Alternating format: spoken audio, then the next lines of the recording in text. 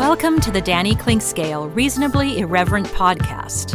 Insightful and witty commentary, probing interviews, and detours from the beaten path. Welcome to Arts and Lifestyle Wednesday, presented by Cinematic Visions, and another fine edition of Danny and Tim's Music Scene. It's fine because Tim's on it. Whether it's fine because I'm on it, that's for you to decide.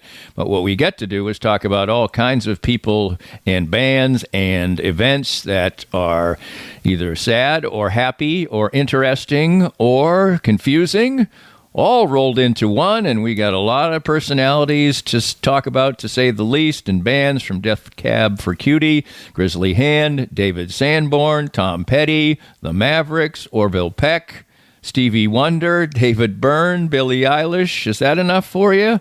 A lot of stuff going on in the world of music, as it usually is, maybe even more for this particular edition. We'll dive into at least some of that. If I don't get to everything I just named, well, I'm sorry. But there's a lot there. Got some personal side stories on some interesting things as well, and it's always great to get the thoughts of Tim Finn, who you can hear weekly on 90.1 The Bridge, and of course his Facebook page is just a wonderful font of information, and that's why we'll dive into everything with him coming up next on Danny and Tim's Music Scene, part of Arts and Lifestyle Wednesday, presented by Cinematic Visions. More of Danny's Reasonably Irreverent podcast after this. Cinematic Visions has been an affordable solution for professional media production in Kansas City since 2003, offering award-winning video production and creation, as well as a wide array of digital and social media management services. From planning, scripting, filming, editing, and post-production, to delivering your product to a watching world, Cinematic Visions will provide professional and affordable services for you and your business with the necessary return on investment to make it all worthwhile. Cinematic Visions' goal is to unlock the power of storytelling through video and a strong online presence for your company. Beyond the numbers, they want to inspire and evoke your clients to feel and act. Let my friends at Cinematic Visions embed your brand where it belongs, in your customers' minds. You can find them online at cinematicvisions.com or with a quick phone call at 816-600-6300. Always great to get together with Dr. Brad Woodle from Advanced Sports and Family Chiropractic and Acupuncture. It's been bitter cold. We've had a lot of snow this winter. We're not out of it yet, and it can cause problems. It can cause big issues, not only for your car, but for your body too. Your joints, your discs, they're shrinking and compressing, just like your poor tires are doing that are low on air. You are feeling it right now when it's cold, aren't you? Absolutely, and you can also get the kind of strains and things like that, and you don't want to overdo treatment, but you don't want to underdo it either. We've been seeing a lot of patients that have had back injuries, shoulder injuries from moving this heavy snow. Unfortunately, slips and falls too. Come here first. We're conservative. We have the x-rays if we need to check it out, and we'll be able to get you fixed without drugs and surgery. Don't worry, we'll tell you if it is, but most importantly, we'll get you fixed. That's the way to do it at Advanced Sports and Family Chiropractic and Acupuncture. 7 locations all around Kansas City. Find the one near you. And for more information, go to asfca.com/Danny. If you'd like to join these and other fine sponsors and market your business to Kansas City's #1 variety podcast, contact us at danny@dannyclinkscale.com. Look forward to working with you. Welcome back, and there's a million places to start, but why don't we get personal, Tim, with a couple of things that you were personally involved with. So, first of all, Death Cab for Cutie came to town, along with Postal Service, which are sort of integrated projects, and I talked to more than a couple people who were at that show at T-Mobile Center, and you were too. Tell us about it.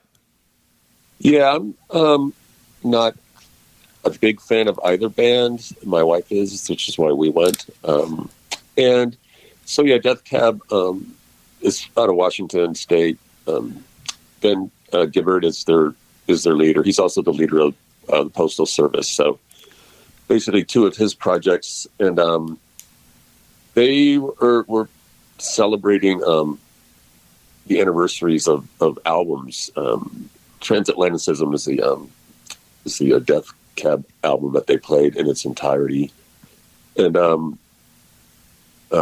yeah. So it was Give Up, I think, was the Postal Service. So Two bands, kind of the same. Postal Service is a lot more electronic, a lot more synths. Jenny Lewis is part of Postal Service, so she gave them a nice, different flavor. Because kind of salvaged the set for me. And what was surprising was how big the crowd was. And I'd not seen Postal Service, but I had seen Death Cab a couple times, and I was wondering how they were going to fill an arena, how the music was going to fill an arena, because it's just kind of quaint. It's indie pop. It's a lot of emo. That's what my wife was saying. She forgot how emo the lyrics were, because which is why a lot of people. One reason people fall for them is the lyrics.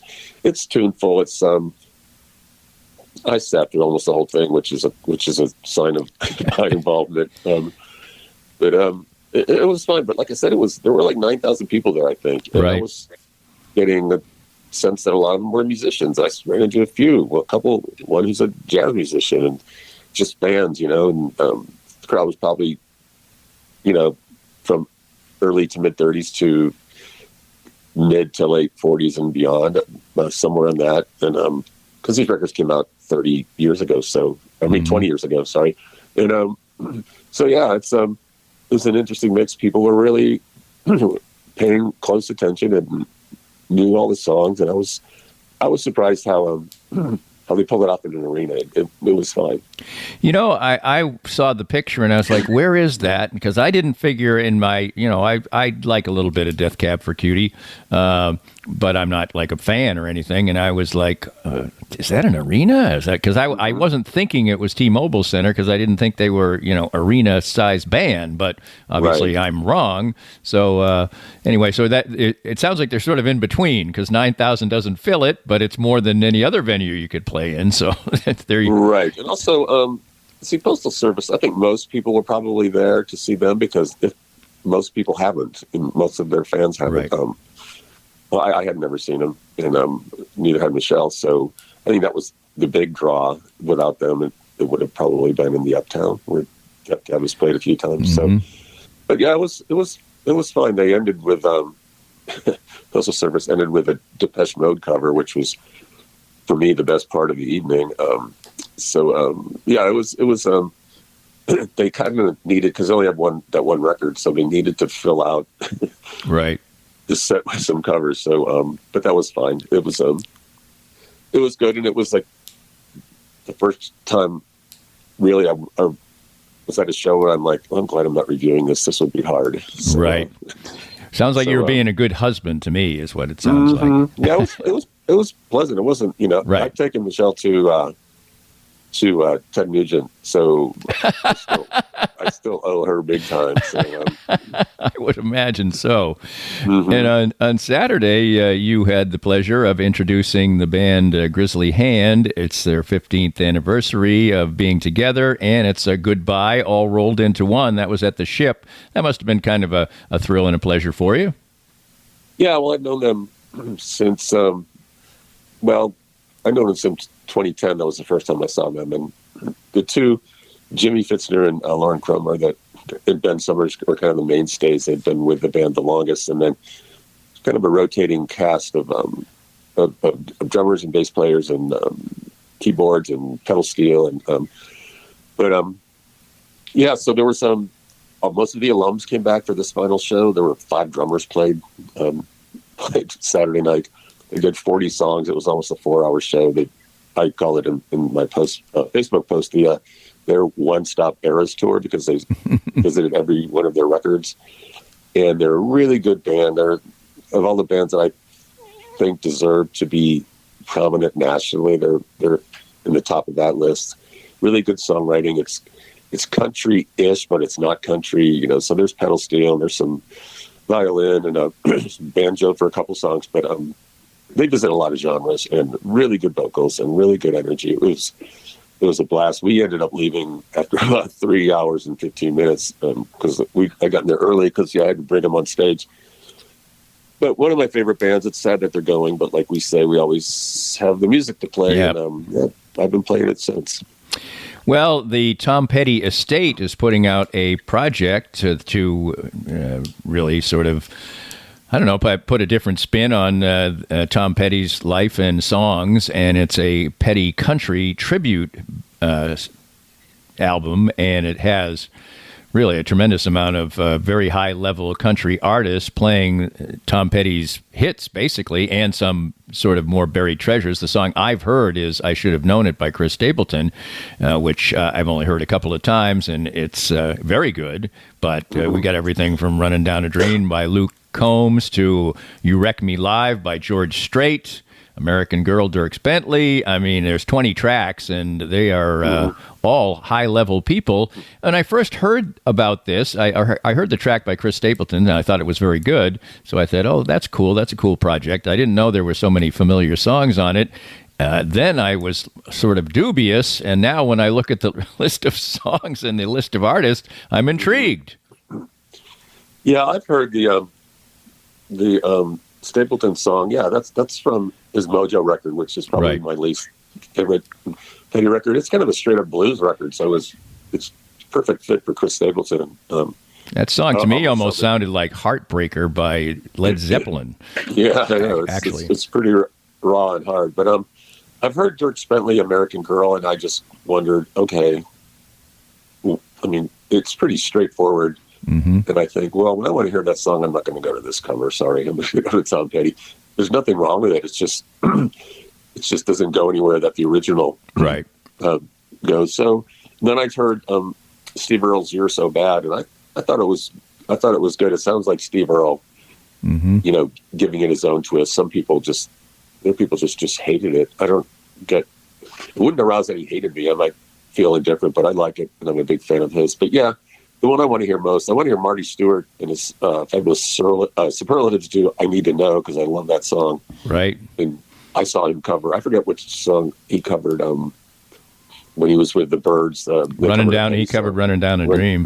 Yeah, that was it. It was amazing. So, I've seen him do that with just mandolin. That's what it was like. Amazing. Right. So, yes. So, and I want to hear Rhiannon Giddens doing "Don't Come Around Here No More." She's amazing. Ben Montench is with her on that. So those are the two I wanted to hear the most. I haven't heard them yet, but I will definitely find a way to hear the whole record. Yeah, officially it's going to be released June 21st. That doesn't seem to matter much anymore. The songs come out, and I don't even know what the official launch means. I guess it comes out in dribs and drabs, and you can't get the whole thing except on that date, maybe. But his estate his estate is behind it, so I guess that gives it a little more gravitas. But it looks like an interesting project for Petty fans, or they'll just say, you know what, I just want to go back and listen to those songs by Tom. So you could take it either way. Another new album comes out this week, and that is Billie Eilish has a new album coming out, and that's always going to be big news now. And it's, as usual, she's hit me hard and soft, a provocative title for an album for sure. And I've heard, of course, it hasn't come out yet, but I've heard a couple of tunes off of this, and it is obviously excellent, eclectic, just like she is, and that's something to very much look forward to.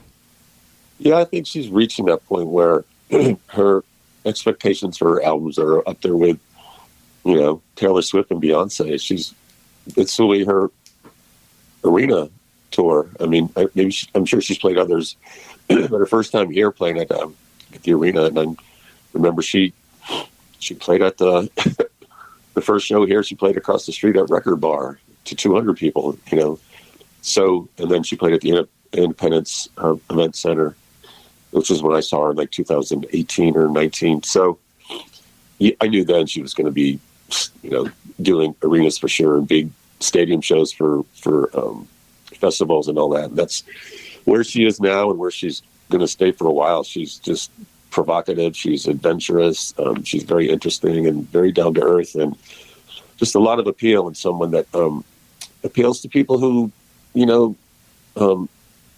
typically don't like anything mainstream, but she's not really mainstream. She's just very popular. Yeah, that is a good differentiation for somebody. She's not mainstream, but she's popular. And sometimes, and I don't think she seems to have gotten the kind of backlash for getting popular that it seems to happen with some people sometimes. Well, I mean, she's pushed back on that. It's like, if what I do, is successful, that's fine, but I'm not going to change what I do and how I do it, because, you know, she was